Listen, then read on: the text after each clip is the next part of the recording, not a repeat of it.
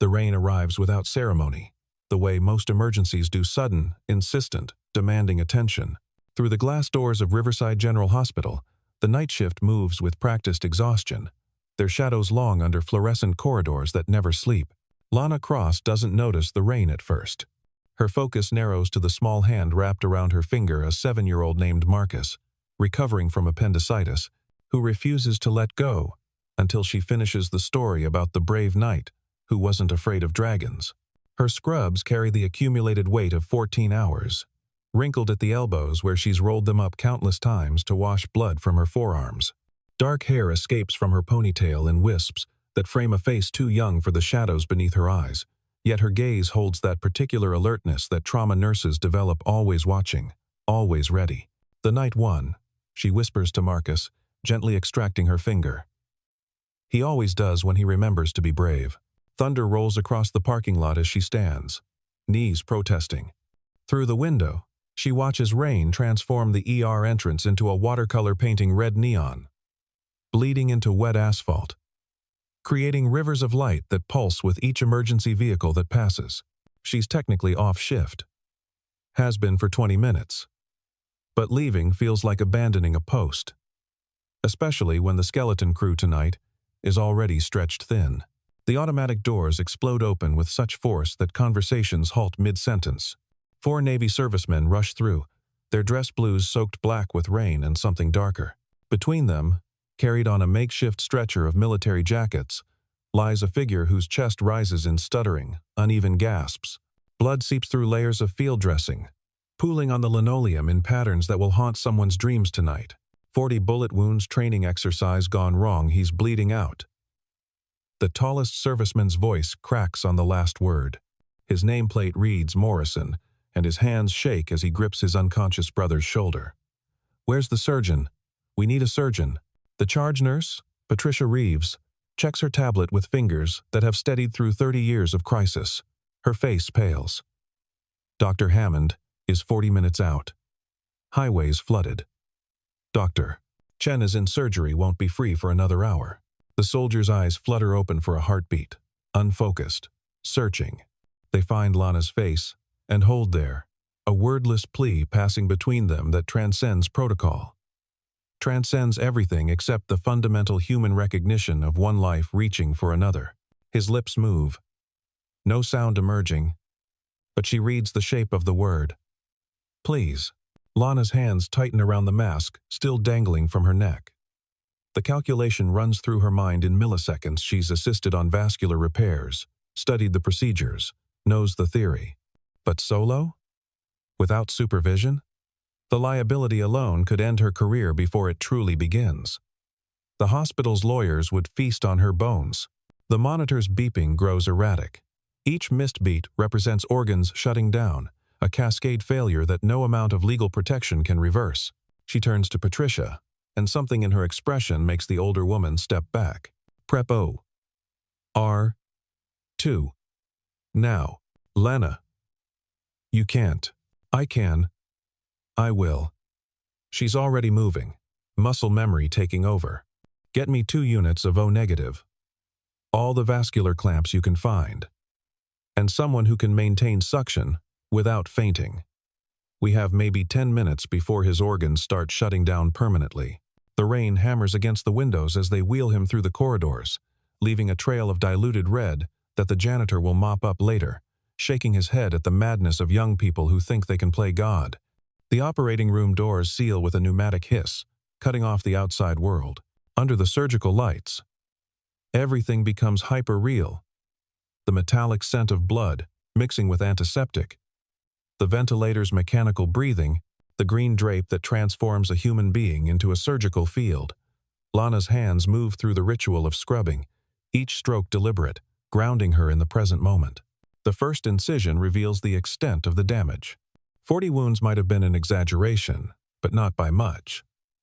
The bullets have carved channels through muscle and tissue, each one a potential fatal hemorrhage.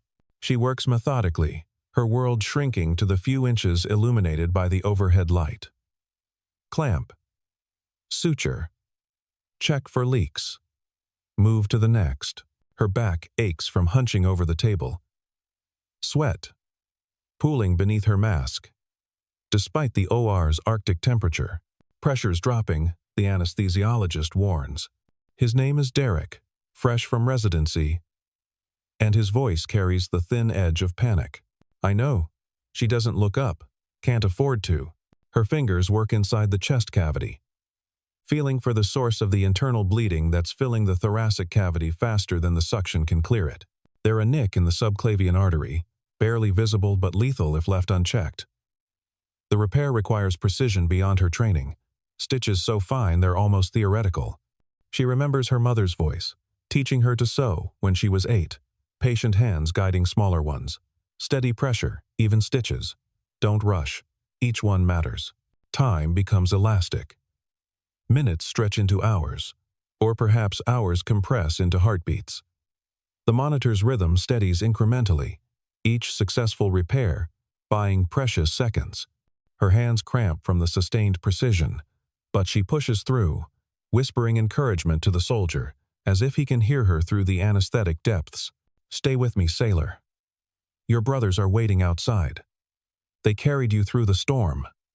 The least you can do is survive this. When the last suture sets and the bleeding finally stops, she steps back from the table. Her legs shake. The clock shows 2 hours and 17 minutes have passed. The soldier's chest rises and falls with mechanical precision, but it rises and falls. He's alive. Derek stares at her across the patient's body. I've never seen anything like that. You saved him. She pulls off her surgical cap, hair plastered to her skull with sweat. Through the observation window, she sees the servicemen pressed against the glass, Morrison's fist clenched against his mouth. She gives them a single nod. The relief that breaks across their faces is worth whatever comes next. Morning arrives with administrative efficiency. By 7 a.m., Lana sits in the boardroom, still wearing yesterday's scrubs because she hasn't left the hospital, staying to monitor the soldier's recovery. The coffee someone placed in front of her has gone cold, a film forming on its surface that mirrors the dread pooling in her stomach. Hospital Director James Whitfield enters precisely at 7:15, followed by the head of legal and the chief of staff. They arrange themselves across from her like a tribunal, folders thick with policies she's violated spread between them like evidence at a trial. Miss Cross.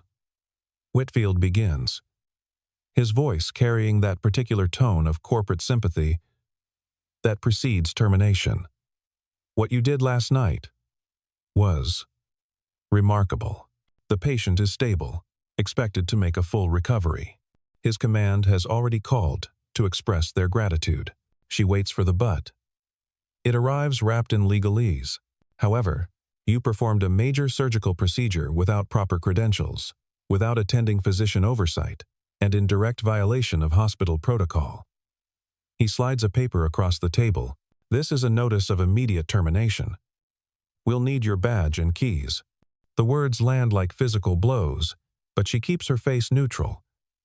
A skill learned from watching too many patients receive terminal diagnoses. He would have died. That's not the point, isn't it? The question escapes before she can stop it. Isn't that exactly the point? We take an oath. First, do no harm, letting him bleed out while we waited for proper authorization. How is that not harm? The legal representative, a woman whose name tag reads Jennifer Sterling, leans forward.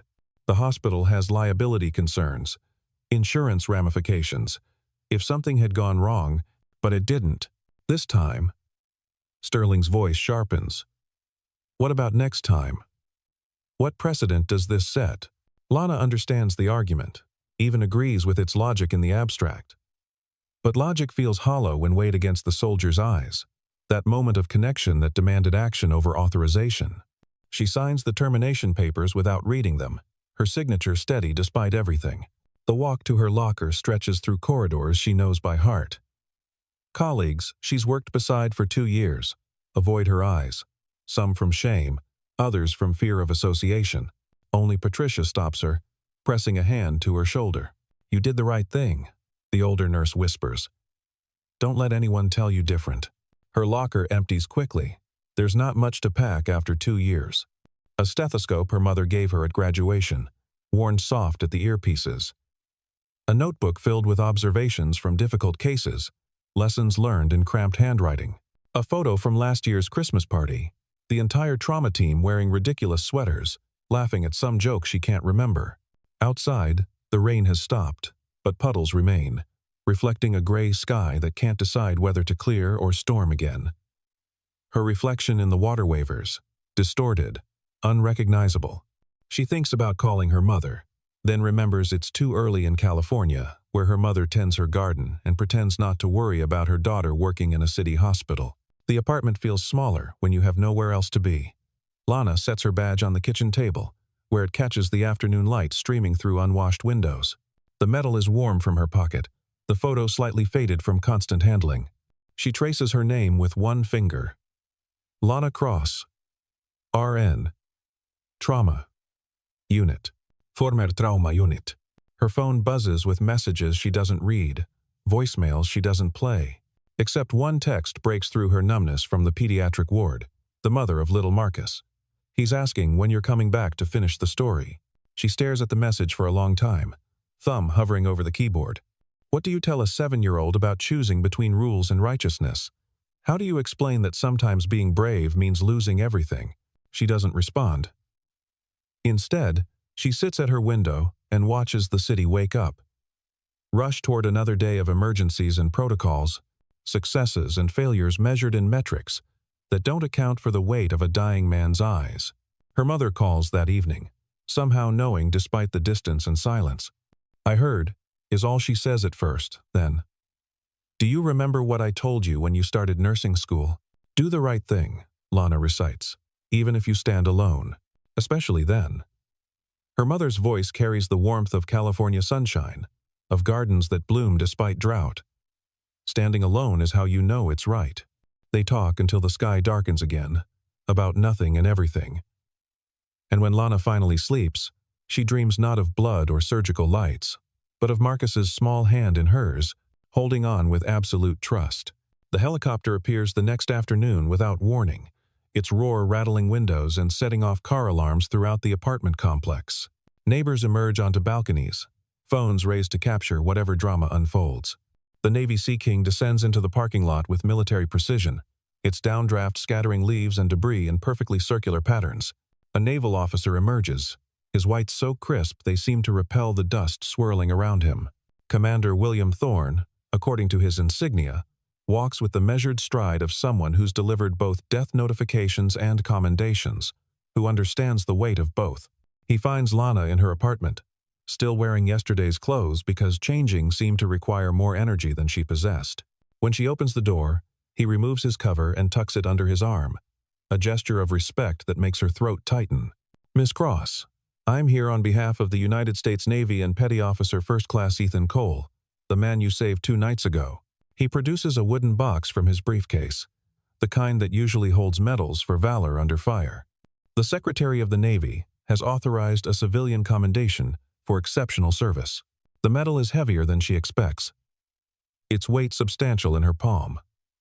The inscription reads, "For extraordinary valor in saving life at personal cost." Beside it, a check for $100,000, signed by someone whose title contains too many words to remember. This is. She can't finish the sentence because she doesn't know what this is. Redemption? Validation? A consolation prize for a career cut short? "This is recognition," Commander Thorne says simply. Petty Officer Cole is a Navy SEAL.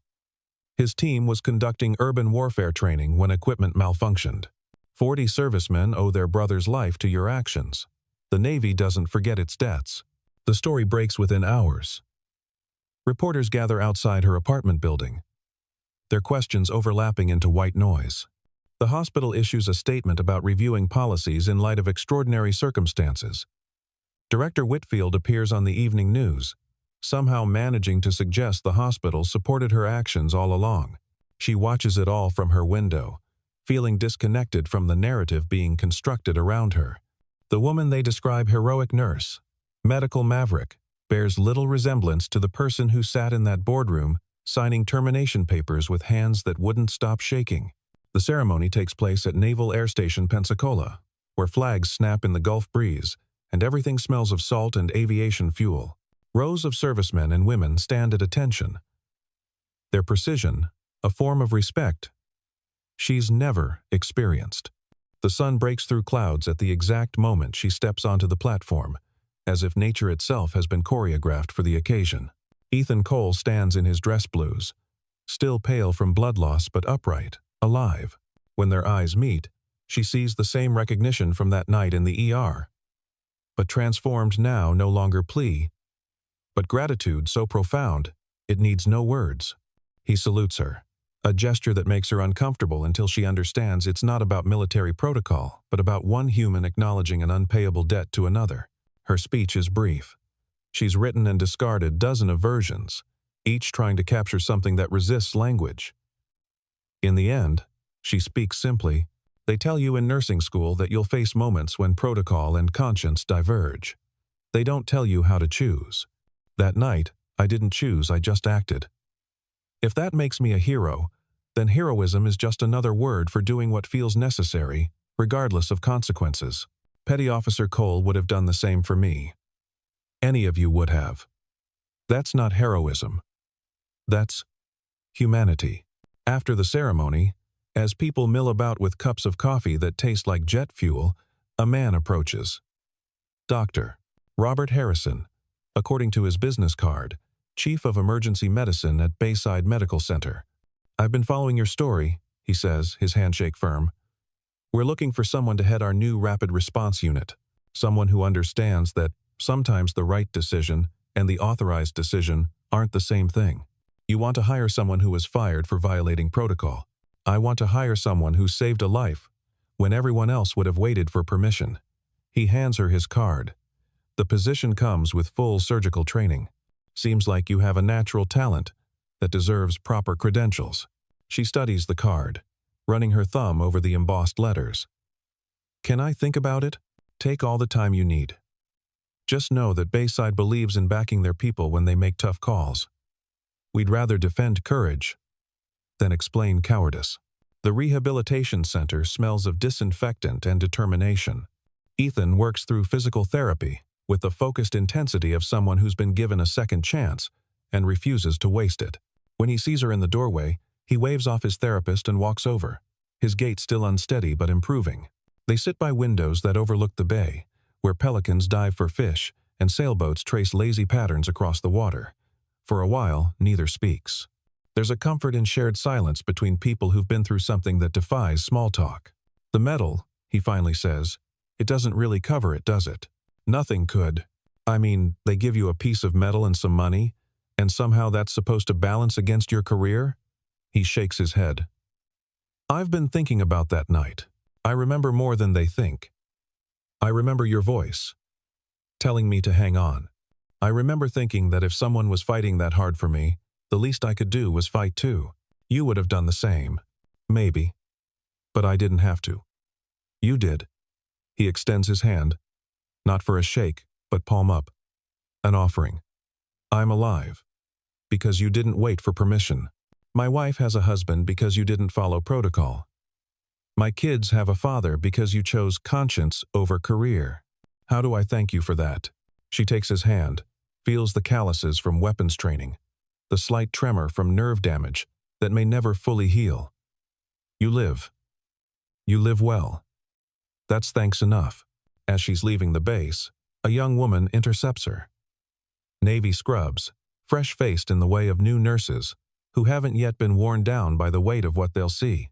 Her name tag reads, "Jennifer Reese, student nurse." "You're her," Jennifer says, breathless from running. "You're Lana Cross. You're the reason I chose this path. I was pre-law, but when I heard about what you did, I realized I wanted to be in a position to save lives, not argue about liability. It cost me everything," Lana says gently. "Not to discourage, but to ensure understanding." "No," Jennifer corrects with the confidence of youth.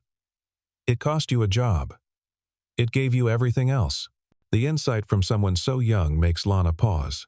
"Can I tell you something? Something they won't teach you in nursing school? Please, never wait for permission to do the right thing. The moment will come maybe just once in your entire career when you know what needs to be done but every rule says wait. In that moment, remember that policies are written for normal circumstances. But life happens in the exceptions. Jennifer nods solemnly, as if receiving sacred instruction. Perhaps she is. The pier stretches into the morning mist, wooden planks worn smooth by decades of footsteps. Lana walks its length slowly, no longer in a hurry to reach anywhere in particular.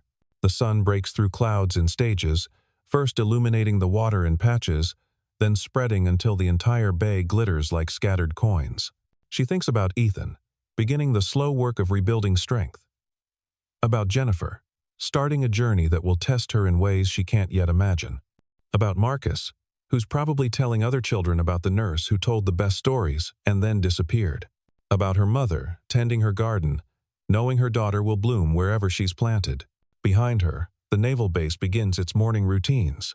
Ahead, the city wakes up to another day of emergencies and protocols, triumphs and failures. Moments when someone will have to choose between what's authorized and what's right. Her phone rings. Dr. Harrison, from Bayside. "Have you decided?" he asks, without preamble. She watches a pelican dive, wings folded, committed to the plunge. It emerges with a fish, silver and struggling, life sustained by perfect timing and absolute commitment. "Yes," she says. "When do I start?" The rain from 3 nights ago has left puddles along the pier, small mirrors that catch and hold the light. As she walks back toward the parking lot, toward whatever comes next, her reflection in each puddle shows someone different than the woman who stood in that ER making an impossible choice. Not a hero, not a maverick, just someone who understood that sometimes the greatest risk is not taking one. The last puddle, near where her car waits, holds the clearest reflection. In it, she sees herself as she is. Tired, but not defeated. Changed, but not broken. Standing alone, but not lonely. She steps through it, shattering the image into ripples that catch the light like scattered metals, like promises, like all the lives that will be saved by those who refuse to wait for permission. The city stretches before her, full of emergencies waiting to happen, protocols waiting to be challenged, lives hanging in the balance between what's legal and what's necessary. She drives toward it with steady hands, no longer afraid of standing alone, knowing now that sometimes that's exactly where you need to stand to make a difference. The story ends where it began, with rain starting to fall, gentle this time, washing the city clean for whatever comes next. Through her windshield, the hospital where she'll work tomorrow rises against the sky, its windows reflecting clouds and possibility in equal measure. She parks, sits for a moment, then steps out into the rain without an umbrella, letting it fall on her face like a blessing, like a baptism, like the beginning of everything that matters.